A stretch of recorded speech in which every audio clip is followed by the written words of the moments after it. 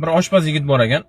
U yigit juda ham qo'li shirin ekan, ovqatlarida juda ham shirin pishirar ekan. Boyagi yigitni o'zi yashaydigan shaharda hamma tanir ekan, hamma hurmat qilar ekan, tanimagan insonlar yo'q ekan. Bu yigitda bitta orzusi bor ekan, doim umra ziyoratiga borib kelishlikni niyat qilib, orzu qilib yurar ekan. Boyagi yigit oilasidan orttirib, ro'zg'ordan orttirib, yashirincha umra ziyoratiga borib kelishlik uchun pul yig'ib yurar ekan. Nimadir sabab bo'lar ekan, biroz vaqt o'tgandan keyin o'sha yig'ib yurgan pulini ro'zg'or uchun, oilasi uchun ishlatib qo'yar ekan. Bu holat ko'p takrorlanibdi.